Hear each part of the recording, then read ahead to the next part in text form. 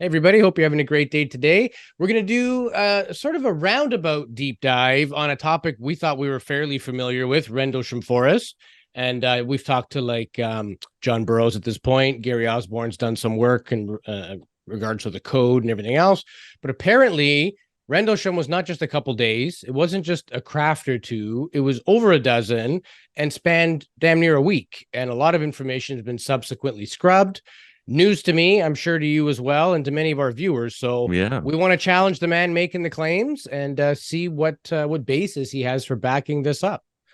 Yeah. What are you And thinking about that's, today's show, Jay? Are you conflicted? Are you excited? well, yeah, I'm looking forward to seeing what he's got to say. And the thing is, too, because we look at things at, every angle that we can or cover every subject that we can, we have to give people like Gary, a voice. We got to listen to what he's got to say. And this guy is a professional, interviewer, and he's done tons of shows and lectures, and he knows what he's doing. Plus, he worked as a police officer detective. So, he knows how to investigate cases. So yeah, I'm looking forward to seeing what he's got to educate us on today for sure.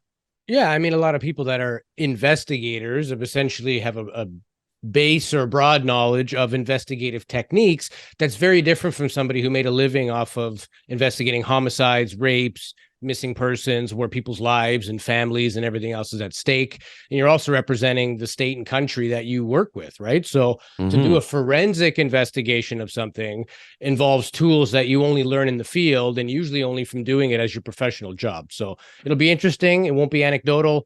Gary claims that he has information that nobody else has brought forward about this. So we don't want to necessarily beat Rendlesham to death if you know the story, but we want to find out those additional pieces that we didn't know and maybe you didn't know as well. So let's have a little bit of fun. We'll do a quasi deep dive. We'll meet a new friend, and we'll be right back here in just a few minutes on UAP Studies Podcast.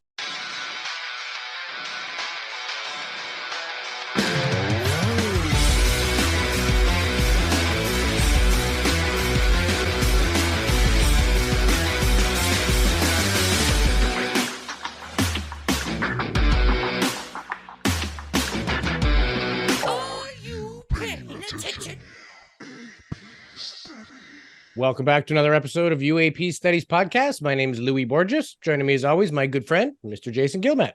It's an early recording for us and a late recording for Gary today, right?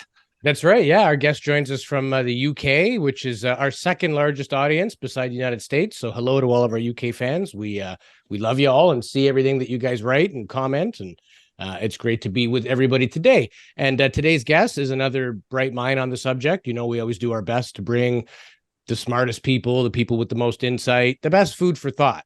And Gary Heseltine is the author of Non-Human, the Rendlesham Forest Incidents, 42 Years of Denial. He's also a retired RAF. There it is right there. Yeah.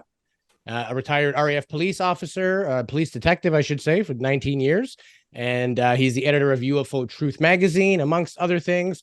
We're going to chew the fat and talk about everything happening in the UFO world, as well as dabble in Rendlesham. But before we do that, a warm welcome to the show, Gary Heseltine.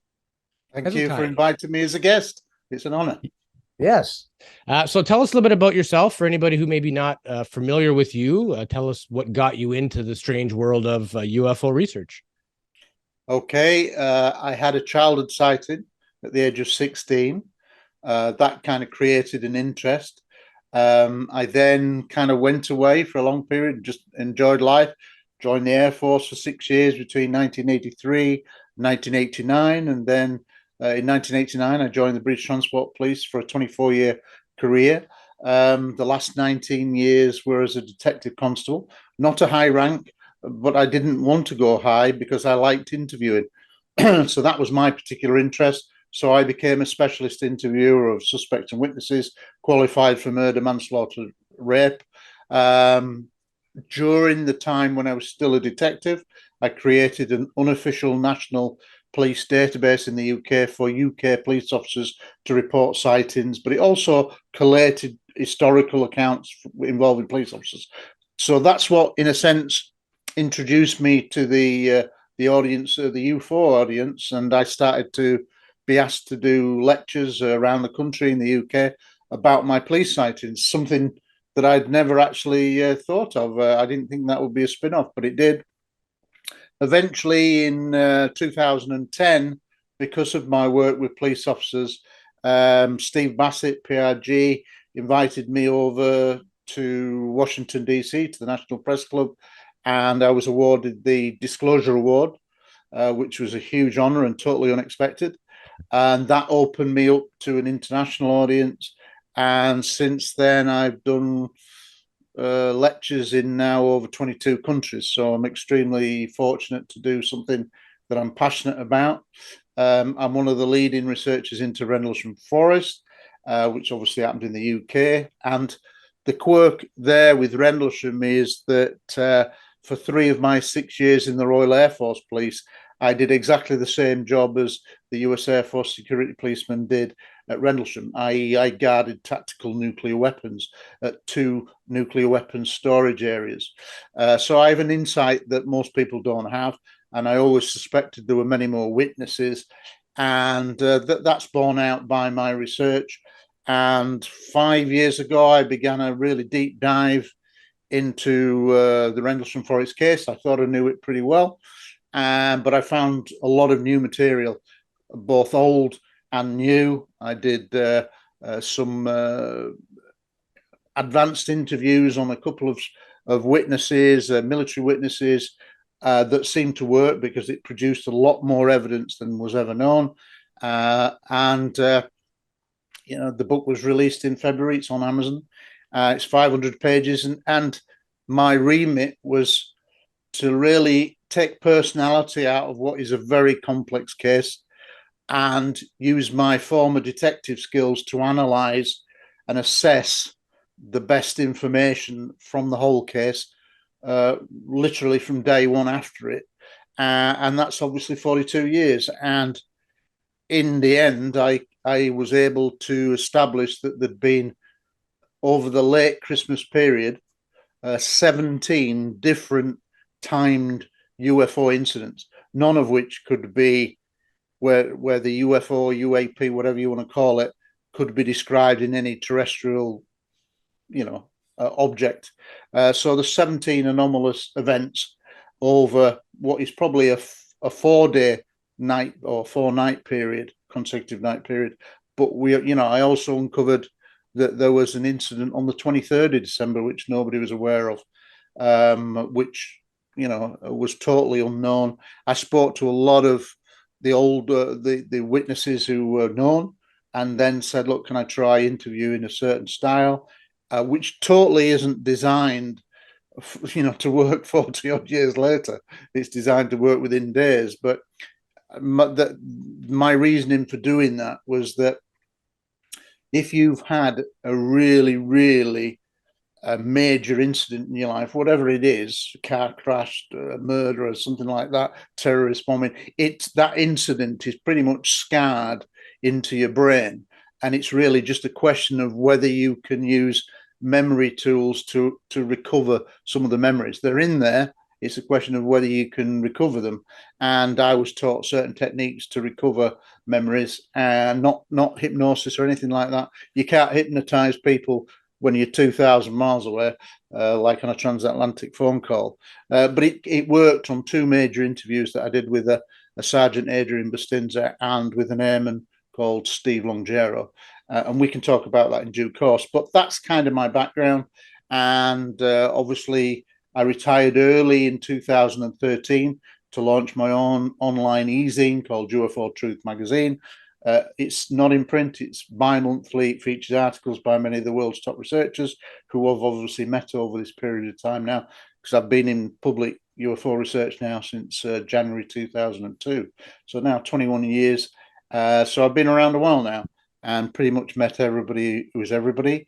In recent years, I've become involved in an organization and an NGO, an international NGO, non-government organization called ISA, the International Coalition for Extraterrestrial Research, of which I'm the vice president and one of the founder members.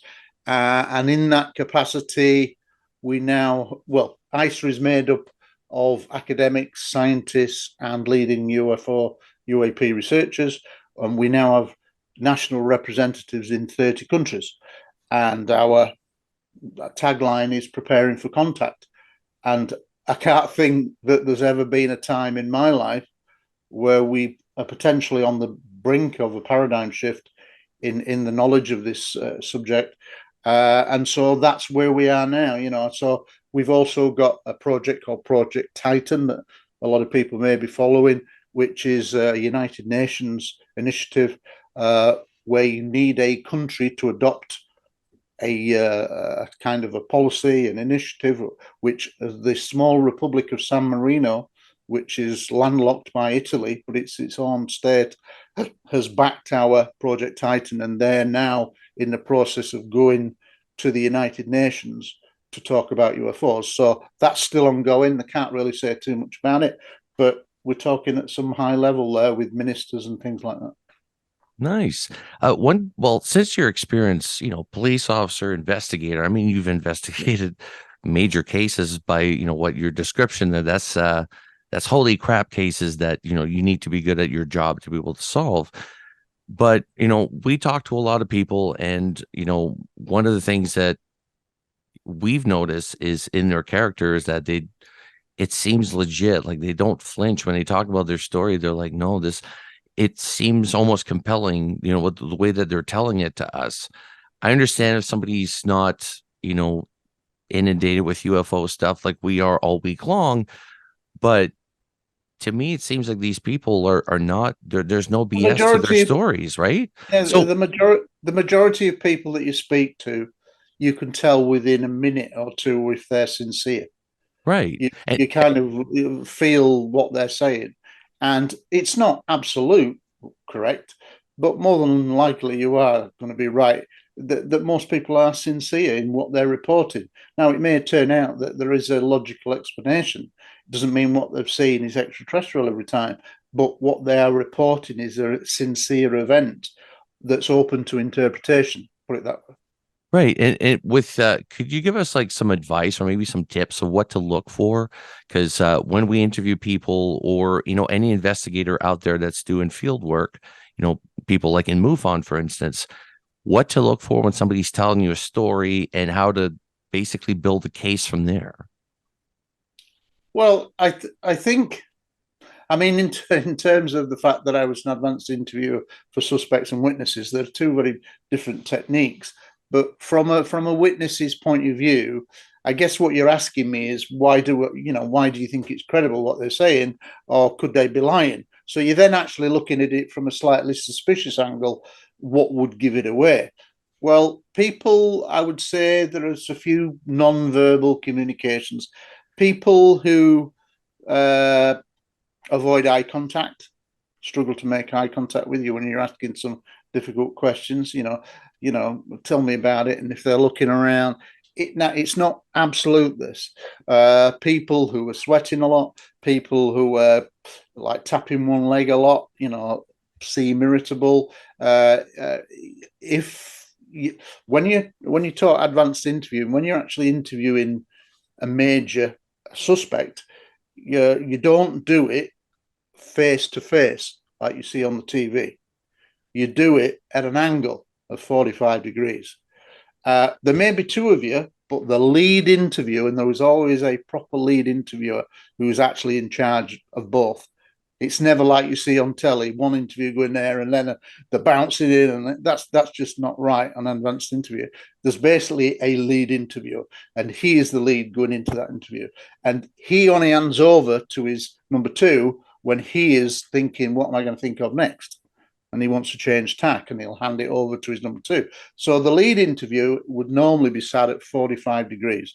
And the reason why you sat at 45 degrees is you see the leg tapping, you see the beads of sweat, you see the, gulp before they start speaking, which is indicative that they might not be telling the truth. It's not an absolute science. But there are things like that you can look for. People who will say, well, I went to, you see what I did there? We then changed quickly to I. Right. And it's almost so fast that you don't pick it up, but a good interview will pick up on that. Somebody who was unsure about, I can give you an example why I'm suspicious of the alleged binary codes. that are mentioned in Rendlesham Forest. Jim Penniston's account of the binary codes, to me, is suspicious. No, I'm not calling him a liar, but I find it suspicious as a former detective, for the simple reason is that when he first introduced them, he did it at a live at a conference in Woodbridge in 2000, which was the 30th anniversary.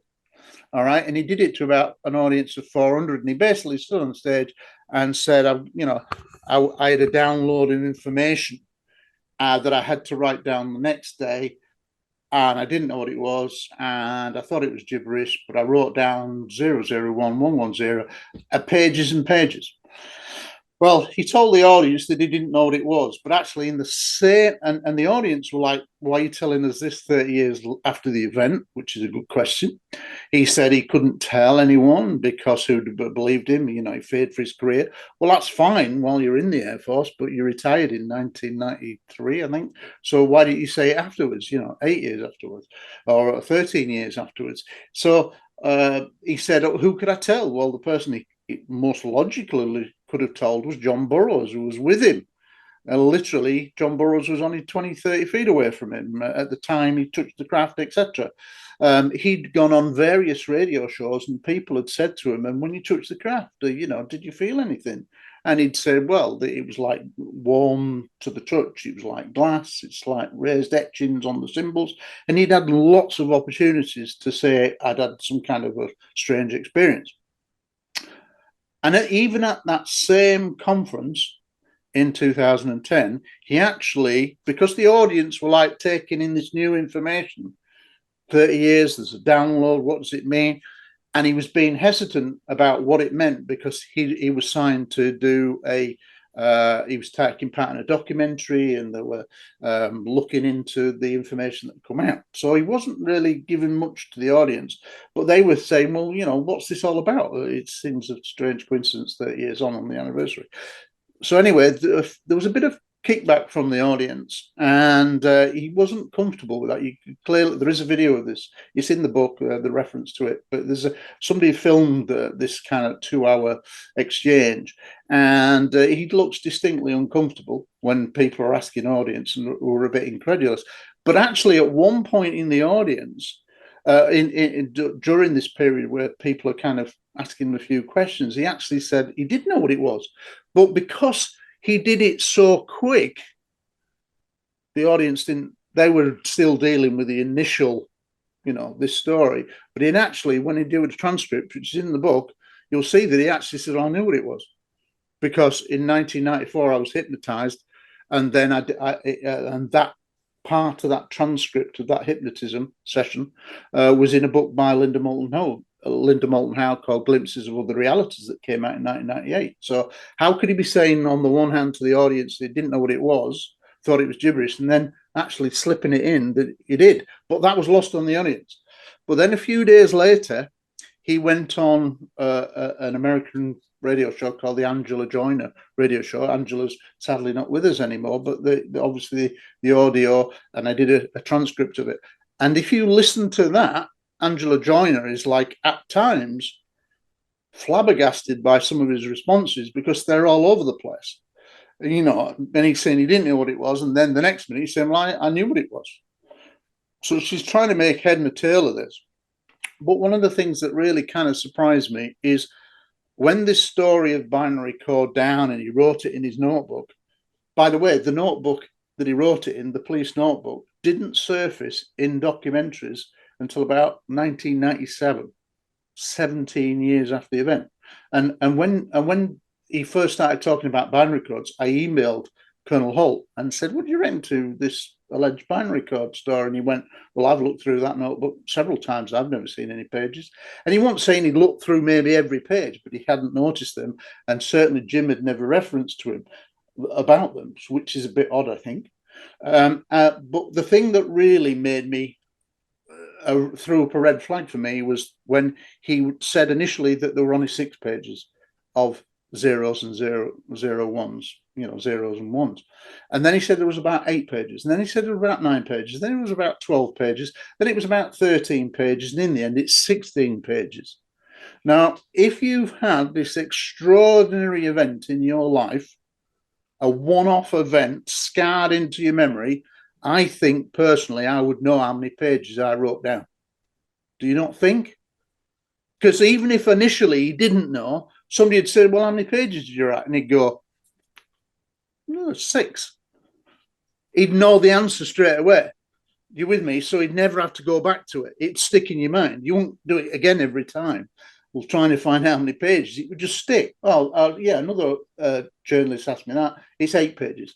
You see what I mean? It would be a consistent answer. And the fact that he at various times within weeks of announcing this said different pages, and I'm thinking, well, that just don't ring true. This is the most profound thing that's happened in your life.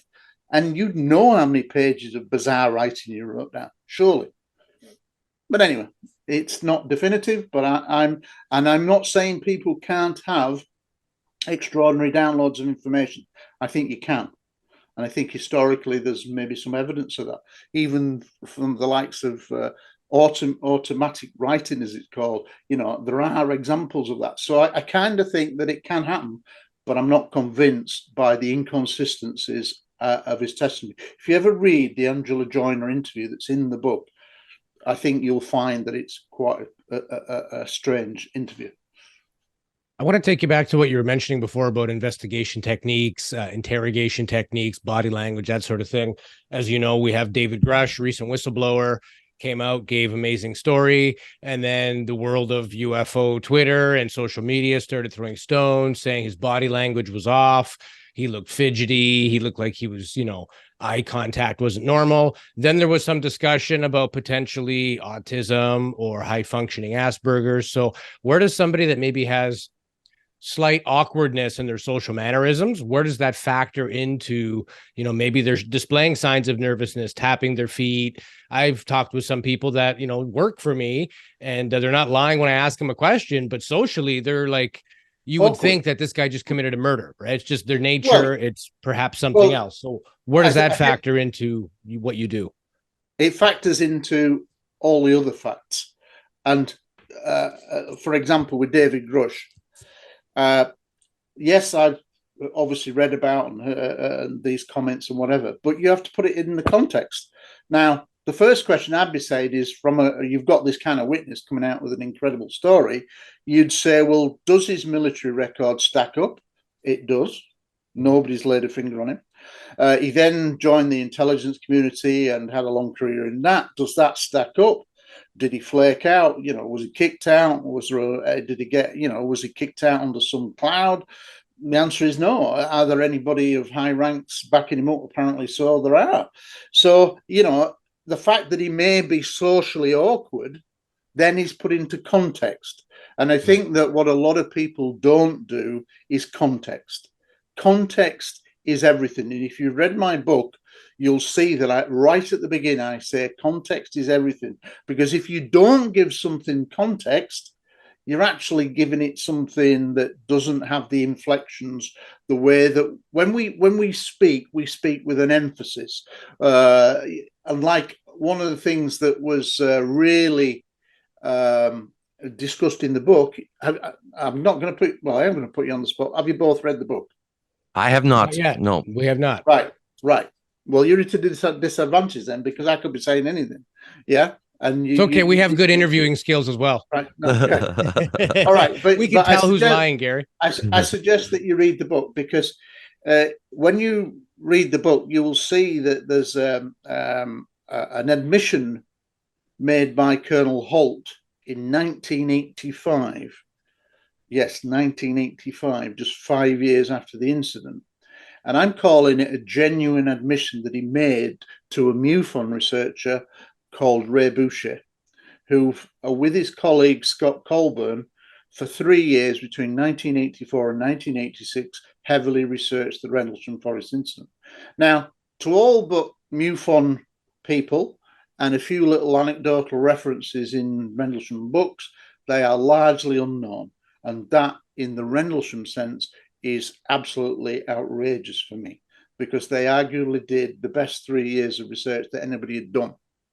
All right, so I really want to pat them on the back.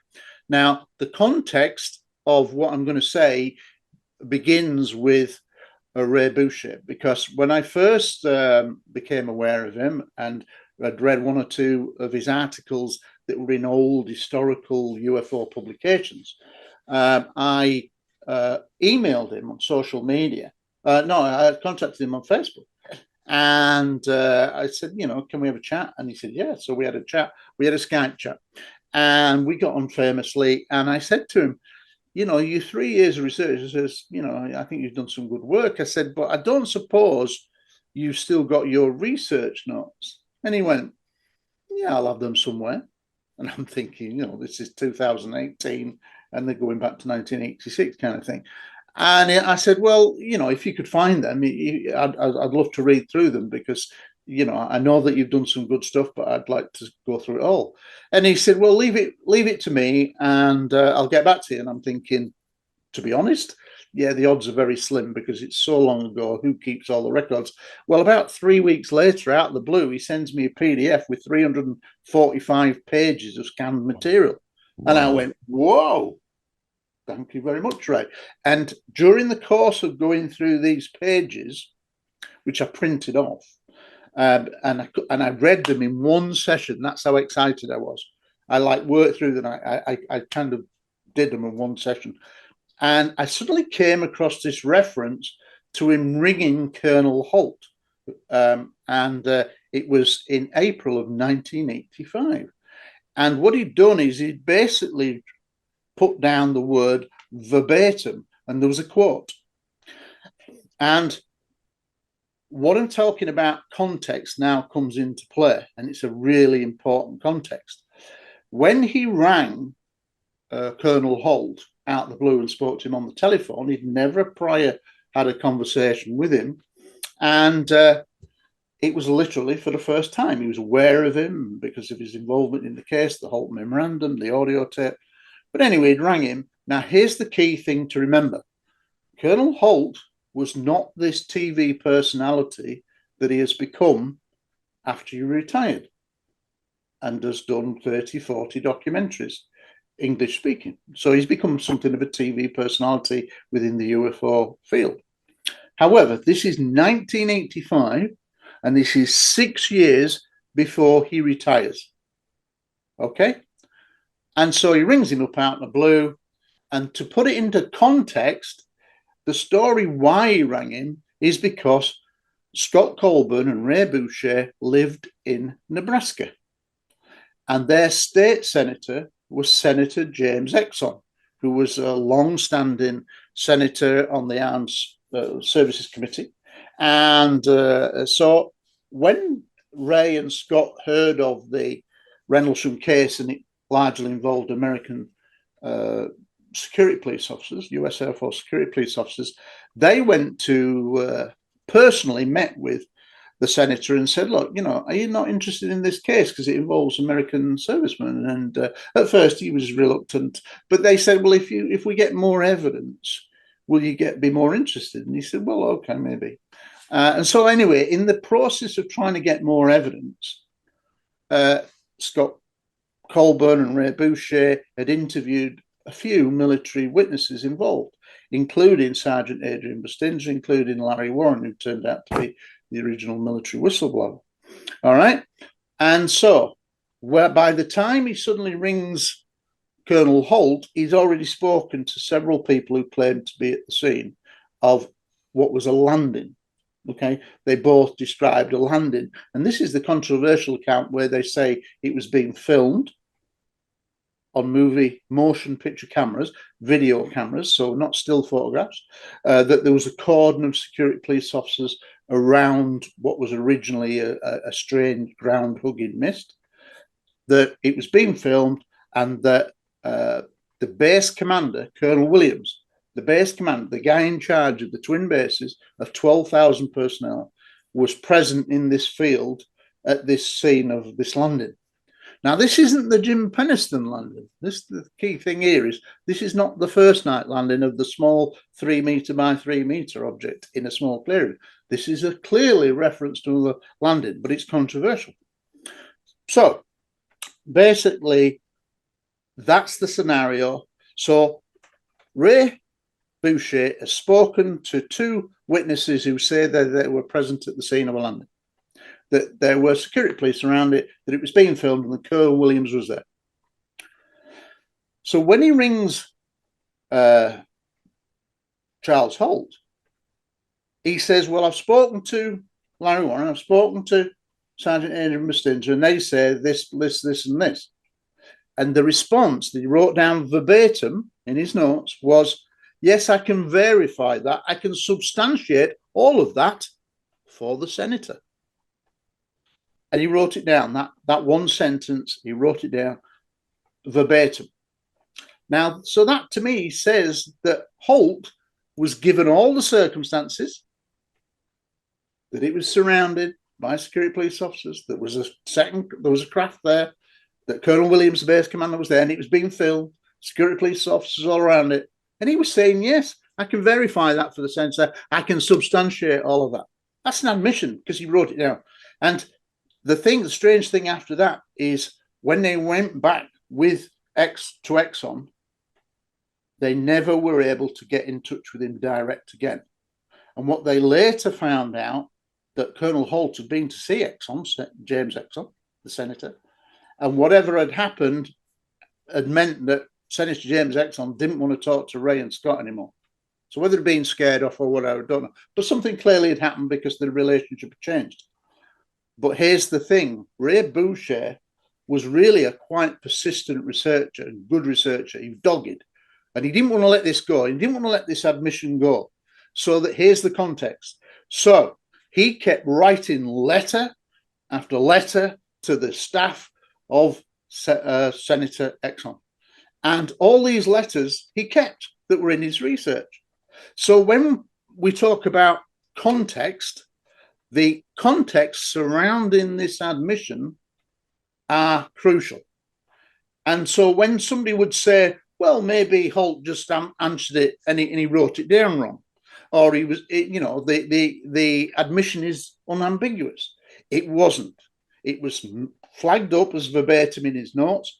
And when he wrote all the letters to Senator Exxon, trying to get him, get through to him, he wrote paragraphs where he laid out the circumstances. And several of these are in the letter reprinted, where he's saying, I'd spoken to X and X and X. There was a landing of a larger craft. It was surrounded by security police officers. The base commander there of 12,000 people was there. And it was all being filmed on motion picture footage, that kind of thing. So there was no ambiguity whatsoever. So nobody could claim that it was an ambiguous comment. And I think that that was an absolutely valid admission that Colonel Holt said in 1985, 6 years before he retired, that he has denied ever since, denied admitting that to Ray Boucher. Oh, yeah, the guy just pestered me. I never said that. I had a 7-year collaboration period with Colonel Holt. And initially, I thought, this is great. We were working on a potential film script, because I always think that one day this Rendlesham Code will be made into a film, but it's very, very complicated. There isn't a heroic figure like a Harrison Ford figure to pull it all together. It's complicated, multiple people, multiple shifts, so it's complicated. But I still think it'll happen. And basically, I think that what Holt did was a perfect admission, and then something happened, and then after he retired, he was then just totally denied it. And over my 7 years, he'd said originally that he'd tell me everything that he knew. And at first, I accepted him because I didn't know him. But over a period of time, over that 7 years, I began to realize the way he worked, the way he answered conversations when he was being quizzed, and it hinted at that he knew a lot more. And actually, I actually proved that he could lie at times, and he'd lied to me personally. An example of that was for the UFO Hunters program in December of 2007, actually where we first met.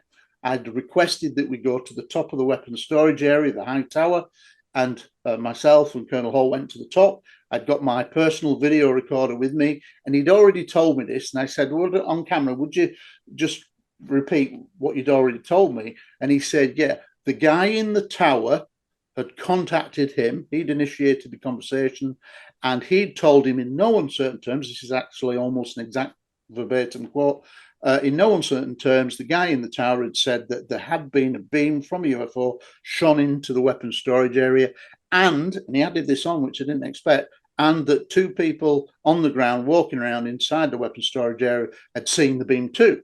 So that's actually 3 witnesses there. Now, when his book, The Halt Perspective, came out, I think 2015, 2016, no mention of this video interview that's been flagged up on my YouTube page, magazine YouTube page for years, because he said that. You can't take it back when you've said that on camera. And yet there's no mention of it ever again. And so for me, and he denied saying it subsequently, denied saying that there were definitely beams going into the weapons storage area. And I said, well, hang on a minute. Clearly you did, because it's on video.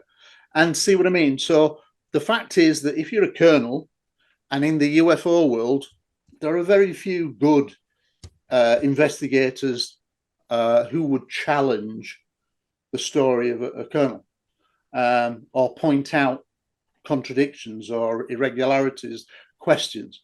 And it basically gets away with it. Nobody challenges him. But that's wrong, because if you can get Nixon put out of office for lying, if you can get, the Iran-Contra, generals and colonels lying over arms deals and things like that, people could lie. So what I'm saying is he knows a lot more, and I ended the 7-year association because I realized he knew a lot more, and he was also capable of lying. What do you think I wouldn't say fascination, but we have so many documented cases of military bases around the world having these strange crafts sort of look at the weaponry, even now with the ships that the States have, they're all run on nuclear power. And it seems like now there's an interest between these objects or these entities with the nuclear power. Yeah. Do you think it's more that it's a threat to ourselves, or is it a threat to them, or is it a mutual threat at this point?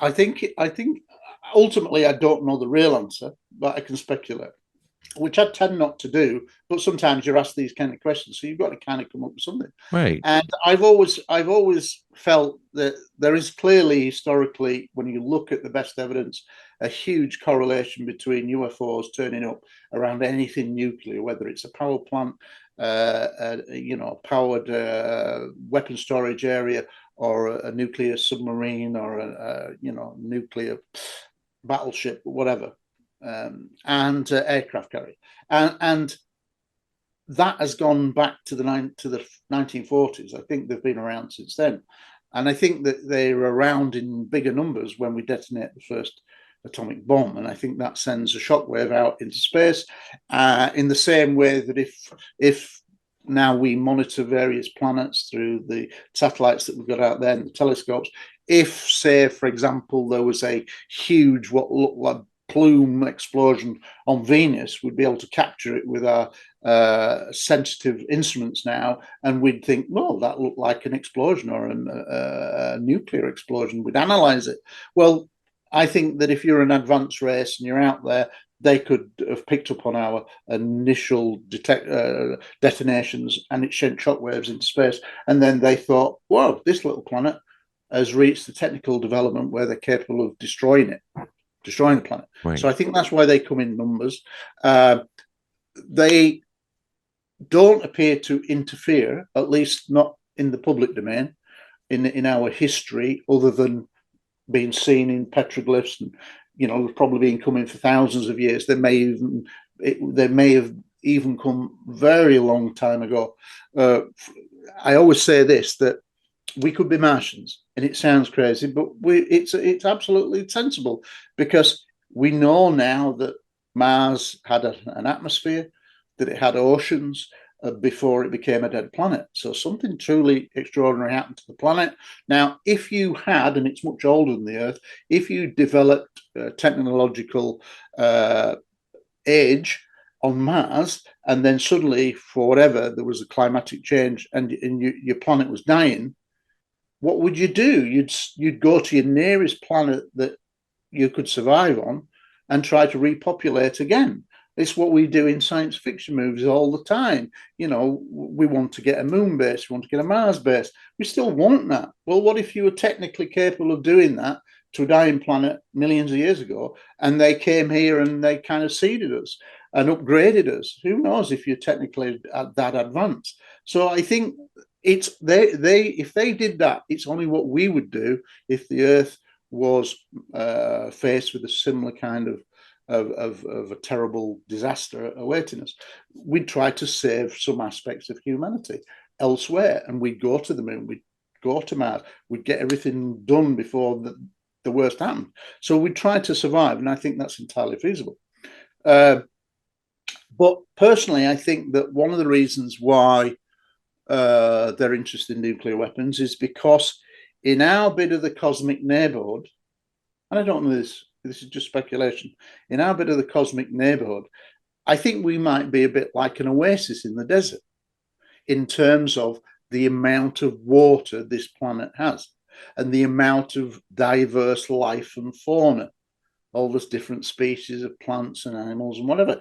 We might just be like a real juicy little planet going around an obscure little sun. But in our bit of cosmic neighborhood, it might actually be a bit of a jewel, a bit like the Galapagos Islands, or a bit like the Great Barrier Reef, an area of special interest. So if we were like that, and there would undoubtedly be an element of space tourism from aliens, not only scientific, that if you were that advanced, you would also visit other planets as tourism. They would look at us and think, we don't want to see that little planet destroyed by themselves, because they've now got the ability to destroy it through nuclear weapons. So that's one aspect. So there's that. But I also think that, and probably a more likely thing, because we know that UFOs have been seen coming in and out of large bodies of water for many centuries, but obviously over the last 75 years of recorded modern era, we know that happens worldwide. I suspect in our deepest ocean trenches that there are underwater bases that have been rumoured, and it would make sense. But that then says two possibilities. One, it's a very old civilization that's earthbound, that have lived here alongside of us, but basically live separate to us, and they have no contact. If you've ever seen the Hollywood film The Abyss, it's kind of that scenario could be exactly like what's happened, that they keep themselves to themselves and there's very little interaction. Or that they do have, in the same way that we would look to have moon bases, Mars bases, they've got bases here. So they've got personnel, for want of a better word, here. Now, you wouldn't want to see your bases destroyed in a cataclysm that could be avoided. And I think that's probably the primary reason why some of the cases, why there is this interest in nuclear weapons. Because I think if we destroyed the planet, we then render our oceans uninhabitable. That affects the civilization that may be living in our deepest trenches. And the key fact in all this that I find really interesting is that we know more about the surface of the moon and Mars than we do about our deepest oceans. We only know about 5 to 10% of what's in the ocean.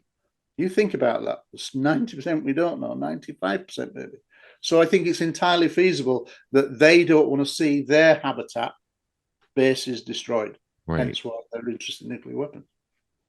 I want to bring it back to Rendlesham just for a moment, because in terms of our understanding, we've got a pretty decent one. We spoke at length with John Burroughs and Gary Osborne, who's done some work extrapolating the code. And I know you have an opinion on that, but you said there are 17 different incidents potentially associated with Rendlesham, sightings and things like that. So maybe elaborate a little bit on that. And then also feel free to give your opinion on the figures I just named. And everybody's presenting information, and it may be hard for the average person to discern, are you guys working separately? Is somebody completely nuts and somebody has the truth? I know Rendlesham can be confusing from a viewer's perspective. So your thoughts would be appreciated. I think the way to look at it is that, and I've said this in the book, that I think that the Rendlesham Forest case, because there are so many different factors, different nights, numerous personnel involved, is the most complicated UFO case in history. And there's reasons why that. And it's also a really strange case in the sense that 3 of the principal witnesses have become researchers. And of those researchers, there's a lot of infighting between them at times, and between other witnesses who really don't get a platform in documentaries. So what I concluded over a long period of time is that the Rendlesham case is controlled. The narrative of the case, from a former detective's point of view, has been controlled for over 25 years by just 4 people: Charles Holt, Jim Penniston, and John Burroughs, 3 of the witnesses, and one other person who's led a very prominent but quite a circuitous role, Nick Pope. All right, those 4 people turn up in every documentary ever made about Rendlesham, or elements of them. Yeah. Now, I've been in lots of documentaries, and the way it works is that the researchers that approach you don't have a clue about UFOs. Like 95% of the world, and they'll, and they'll say, well, Colonel Holt said, you should be involved in this. So what they do, because they're not like political journalists who know politics, they've done degrees in it, they don't know anything. These researchers don't know anything. So they go. So somebody says, right, let's make a documentary about Rendlesham. Okay, you've got X amount of budget. All right, what do you want in the program? Well, we don't really know anything about it. So you get a few researchers going through it, and they go, John Burroughs, Charles Hall, and they do that. So they go to the same people every time, and unfortunately, they then give them generally the opportunity to say, who else do you want in the program? So in a sense, they get given a lot more latitude than would ordinarily happen with any other type of TV program. Ordinarily, if it was a political program, we'd say we want that senator, that congressman, that, and it's a done deal. They've done their research. They know the subject. But in UFOs, researchers generally, TV researchers, don't have a clue. They're usually young people, fresh from college, a lot of them. They don't know anything. So it's the blind leading the blind. So you then shape the program that way. Now, the narrative is controlled by those 4 people. So in all the 50 or 60 English-speaking documentaries, they've always got a combination of those people in it. And that's not healthy. Now, what's not healthy is that when a new witness comes out, like Airman Steve Longero, who came out, I think, 2017, although he'd already been mentioned historically in a book called Left at East Gate. But when he did a public interview with a British researcher called Philip Mantle, the first thing that Holt said, he's one of Larry Warren's drinking pals, who's the controversial original military whistleblower. He's just coming out to help him, he's just a drinking pal. And it dismissed him. Well, it turns out when you look at the context, Steve Longero had, I think, 4 years in the military police, US Air Force Security Police, and then went on to have a 26-year police career, law enforcement. So this guy is absolutely stand up. When Sergeant Adrian Bustinza, when I first began the 7-year collaboration period with Holt, I said, right, I'm going to go away, research everything for about 4 months, and then come back to you. So this is early 2008. And I'm going to start firing off questions to you. Is that all right? And he went, yeah, that's fine. So anyway, 4 months later, I go back to Colonel Holt and said, okay, name me the people in your team who went out in the forest with you, this small group. And he went, well, there's obviously me, there's Lieutenant England, there's disaster preparedness, Munro Nevels, and Sergeant Ball. And I said, who's the 5th person? He went, no, it escapes me for now. And I'm thinking, you should know who this is, because it's actually on the audio tape. And I said, it's Sergeant Adrian Bustinza. Oh, yeah, that's it. He was reluctant. And it gave me a hint then that something not quite right. And there was a reluctance to say Sergeant Adrian Bustinza. And it turns out that the reluctance is because Sergeant Adrian Bustinza would say that Colonel Holt was also involved in this second landing and named him as being present, of which he's denied. So you don't want to talk about somebody who's going to put him at another landing, which he's totally denied, and basically said, the base commander, Colonel Williams, now I talk of aliens out. It's a load of rubbish. That was demonized, and it was demonized all the way along. And what I realized over the course of my 5 years of a deep dive is the case is controlled by just 4 people. Other real witnesses don't really get an opportunity to have lengthy interviews, if at all.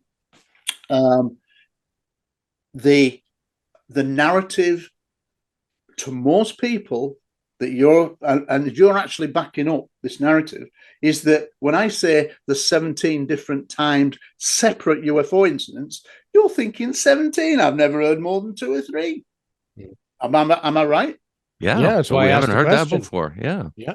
And this is why the narrative is controlled.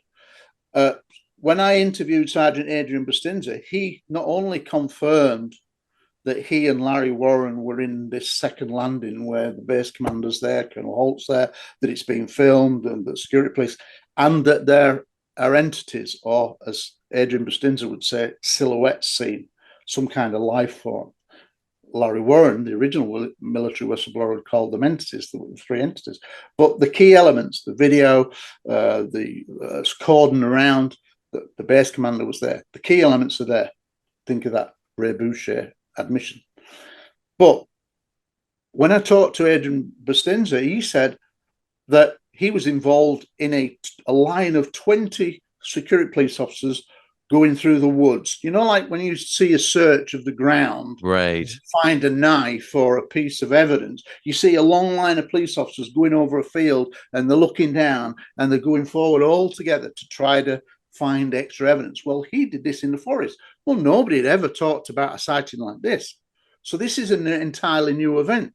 When I talked to Steve Longero was amazing, because I didn't know he was going to say this, but he said that he had been inside the nuclear weapons storage area and was a direct first-hand witness when he saw a UFO shining a beam. So this is direct testimony. It's not hearsay. If you think of the David Grush thing, David Grush was saying, I have talked to people who are involved in these legacy programs. It's hearsay, but he's saying, I know a lot of the information around it, and people will back me up. So, but we'd never had a direct witness who'd said they were inside the nuclear weapons storage area and they saw UFO. Now we do. Steve Longero. Holt totally decried him, pulled him apart, said, no, he was never there. Why? You've got to ask yourself why. Why aren't you pulling everybody in and saying, oh, this is great, new information, all come under the same roof, and we'll work together to get the story out. There's so much infighting over the years. It's not right. That says to me that there's something, agendas at play. So Steve Longero, he's a direct witness, but he had only just been on shift no more than a few days, literally less than 5 or 6 days, new onto the base, new onto shift. And then because of this incident, and the UFO switches off the beam after scanning all of the bunkers, it goes down the whole of the hot row, about 200-meter length, scanning in an arc beam, so an intelligent act, and then the UFO turns its beam off and it then goes out heading towards Rendlesham Forest. And because there's then like a major thing happening in the forest, which he didn't know what it was, they were asking for more people off shift to go into the forest. So because he was brand new on shift and he'd been just a supernumerary person walking around inside with an experienced airman, they then take him from the weapons storage area, which would never usually happen. You'd be on it all night. You wouldn't normally come out, but this was extraordinary. And because he was so new, he was supernumerary, they said, right, you're coming out the site, go get in that truck and you're going off to the forest. And he didn't know what was really going on. But when he got to the forest, this was before Colonel Holt gets in the forest. So we're not talking about which night, right? It's before Holt turns up. He's led by, he said, Sergeant Penniston, who should be on leave for 6 days after having had that first night encounter. He's given 6 days furlough, but mysteriously he's in Steve Longero's account. And he goes out into the forest and he's led by Jim Penniston and 10 or 15 others to the original first night landing depressions. And guess what? They have a UFO sighting there. So we didn't know that. So there is still a lot more information to come out. I talked to a guy called Rick Bobo who's in the tower, and he would say he was kind of like giving me mixed messages. He denied that he'd been in the guy who had contacted Holt regarding my video at the top of the tower, because Holt had said it was a guy called Rick. So I'm thinking Rick Bobo. But he said, no, it's not me. So one of them's not telling the truth there. But Rick Bobo said that he'd seen a gigantic object stationary over RAF Woodbridge when smaller objects, half a dozen or so, would come down and go off into the forest. But nobody else reports the gigantic object in the sky, and you'd think somebody would see a gigantic object in the sky. But in UFO terms, that kind of thing does happen. Well, what he also admitted to me is that he saw a UFO at the end of the weapons storage area, and we actually did a Photoshop of looking down the row of nuclear bunkers. And if ever you've seen the photographs of the site, it's just like one long road with large bunkers either side, and it's about 200 meters long. Well, he kind of said where a UFO had been, and he showed it above the forest at the end. So this is another sighting. So what I'm saying is, when you build all these up, and there are lots more other sightings like that, people don't realize that Munro Neville's, the disaster preparedness officer, had gone out because the Colonel Conrad, who was technically a base commander, but not the base commander, had ordered him to go out with Lieutenant England into the forest. Now, the key thing with disaster preparedness officer Munro Neville's, a good guy who I spoke to for a couple of hours, is that he was picked up from his home by Lieutenant England, and they go out into the forest. And England had said, Colonel Conrad wants you to go out and check it out. He was not a security police officer like England. So they go out there. They have a sighting too that nobody talks about. And yet he has mentioned very briefly. So when you break all these incidents down, there's about 17 of them. And let's talk about the one on the 23rd that nobody had heard about. I talked to a guy called Steve Wagner, Airman Steve Wagner, and he'd had an earlier sighting during 1918. And if you're reading the book, there are 3 significant, what I call precursor cases that happened throughout 1918, the build-up to this late December exchange. And he'd had a sighting, and when he'd reported it, he absolutely was given a hard time. He was told, keep quiet, keep your mouth shut, and he got a load of grief. So he thought, if ever I see anything else, I ain't reporting it, because it was just, I don't want the hard times. And so anyway, 23rd of December, and he's quite adamant that it's the 23rd of December, so it's pre-Christmas. All the sightings that you're aware of have happened from the Christmas night onwards. So this is entirely new. When I speak to him, he said, well, I didn't see anything. I didn't see any craft, but he said, a strange thing happened, that we were called to the East Gate of RAF Woodbridge, and apparently a security policeman had seen something descend into the forest nearby to the East Gate, and was so upset by it, and he didn't want to be alone, basically. So he goes down with a colleague, and they speak to this guy, and they say, and he says, and he doesn't want to go, and he said, somewhat landed over there in that clump of trees, or came down in the forest. So they go out into the forest, and they don't find a thing. They don't find any craft. But he said, there was a strange thing. I says, what was that? He said, we came across 3 indentations in the ground in a perfect triangle. Okay, now you think of the first night. This is not that location. This is within 150 meters of the East Gate. This is nowhere near where John and Jim had their sighting. All right, so this is extremely close. And he said, yeah, it was in a clump of trees, and there was a little clearing. We come across these depressions. Now, in the original Jim and John, their depressions were about 9 or 10 inches long and about 1.5 inches deep, evenly spread, as if it was triangular undercarriage that depressed evenly. And he went, yeah. I said, well, how big were these depressions? He said, about 5 feet across, each one. So these weren't 9 or 10 inches. These were 5 feet across in a perfect triangle, pressed down. But he didn't report it because he didn't want any grief. And he was only really talking about it because I'd said, have you had any other kind of strange experiences? So it's amazing through questioning what you can get from people. And they're just quick examples of new cases that or expanded cases. A lot of people don't realize that before Holt got involved, there were other incidents going on. prior to Adrian Bustinza and that line of 20, which nobody had heard of. There was a guy called Greg Battram, who's mentioned in early interviews in about 1984 with Scott Colburn and Ray Boucher. They'd spoken to a guy called Greg Battram, as also had a Connecticut policeman called Larry Fawcett, who was one of the original investigators, and he was still a detective at the time, but he had an interest in the case. And there's an interview that Greg Battram has with Larry Fawcett, quite a long, detailed interview. It's obviously in the book. And he says that they saw a strange mist on the ground in the forest, which has echoes of this second landing. A strange circular patch of green, yellow type mist on the ground. That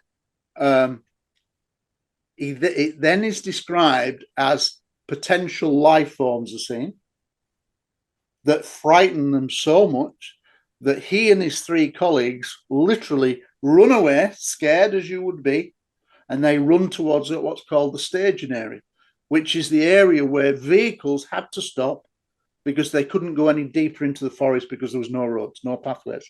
So that's a significant area. It's where all the vehicles ended up, and there were lots of people milling around that area. And basically, he said, as they were running back to the staging area, they saw Larry Warren, the original military whistleblower, who's supposedly not there, according to some people, just arriving with Colonel Holt. Colonel Holt denies all that Larry Warren was there. But don't forget, Adrian Bustinza said in my 4.5 hours transatlantic phone call with him, when I did this advanced interview with him, set it up right and then handed it over to him, and he recalled lots of things, including harrowing details of his interrogation at the hands of special operatives and the Air Force Office of Special Investigation, OSI, that he said Larry Warren was there. But he said something different as well. He said, next to the craft, he said, I don't know why they picked Larry Warren, but he was closer to it than I was. So he's confirming that there was this second landing, this one that Holt never wanted to talk about. Yeah. And the thing was there is, he said to me, that was entirely new. He said, but it wasn't the Holt night. That was another night. I said, what do you mean it was another night? He said, it was another incident for me, which he'd never, ever said. So again, this is another night of activity that makes me think that there's 4 nights of consecutive activity. People don't realize what happened to a woman called Lieutenant Bonnie Tamplin, who was one of the shift officers, an officer, a young female black officer. She's literally run off the road by a UFO. A vehicle is run off the road by a UFO that's traveling alongside of her. She loses control because she's so scared. On a rural public road, she rolls the vehicle onto its side, and she gets out, and the UFO stopped and is looking down at her. So she picks up a weapon and starts shooting at it. All of that covered up by the US Air Force that I got through a guy called Airman's Michael Stacey Smith. So there is so much things that you weren't aware of that to do with Rendlesham Forest. So if you haven't read the book, I suggest that you do, because what I've tried to do is look at the facts, step away, take personalities out of it, but just present the facts. And right at the start, there's a quote by Trey Gowdy, who was a former Republican congressman. And he said, the facts are the facts. They're neither a Republican or Democrat. The facts are the facts. And that was my mantra. I wanted to get the facts out. When I did the book and launched it, there was no pre-publicity whatsoever, because the people would not want this book to come out, because it contains more information on Rendlesham Forest across the board than any other book. And if you read all the reviews by the researchers, the professional researchers, the guy, Don Schmidt, top guy in Reswell, does the foreword. He says it's like no other book going. That's his words. He says, because it's a forensic examination of the case by a former detective, and it's brilliant. That's his words, not mine. So I've been very humbled by the kind words of all the researchers that have read it. So that's just a flavour in an hour of where we are, and everything else is amazing at the moment. And Gary, where can people find you on social media, and where can they purchase your book? The book is only available on Amazon in all countries around the world. It's called Rendlesham. It's called Non-Human, which is very typical now when you think of the David Grush thing.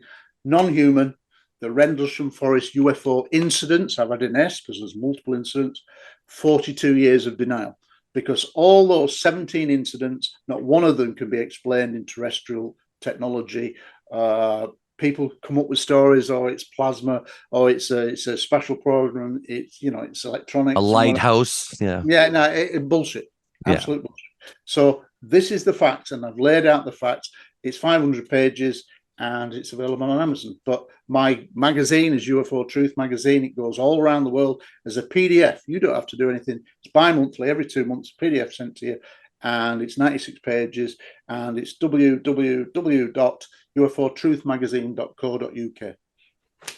Beautiful. Awesome. Well, thank you very much, Gary. We appreciate your time. And thank you for clarifying. Again, we are in the process of learning, right? If you want me back to discuss things, because we've kind of rushed over it, it's such a complex case, you could do 2 hours easily and still scratch the surface. Absolutely. Yeah. And we may at some point read the book. Promise me you'll read the book. Promise me. Well, we have to buy it now. 500 pages. That's an in-depth look into it. Yeah. Well, read the book and let me know what you think. Honestly. Absolutely. And again, appreciate you clarifying some myths, because again, it is a case that a lot of people think they have all the answers, but not everybody does. And there's more info, as you said, that may not have made it into some of these other copies, documentaries, programs. We've interviewed 2 people and we don't have the full story, right? Yeah. The majority of people, especially in the United States, have not got the full handle. And in fact, most people come back to me and say, I didn't have a clue about nearly half of what's in the book. All historical old interviews, transcribed, new interviews.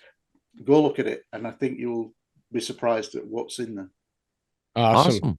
Thank you for joining us, Gary, and we'd love to have you back again one day soon. Thank you for inviting me. Perfect. And just before we go, Louis, I just want to remind the listeners, of course, to just comment, below on the comment section. Let us know what you think. Like and subscribe, of course. And we reach out to everybody that reaches out to us. We like to reply to them, whether it's Twitter, YouTube, or whatever. So please get in contact with us.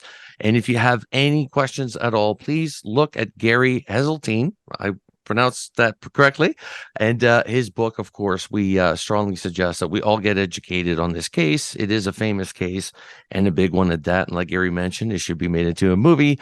And with that, Louis, we're going to sign off today. This was awesome. Learned a lot more about this case than I did previously. Gary, again, thank you so much. Thank you very much.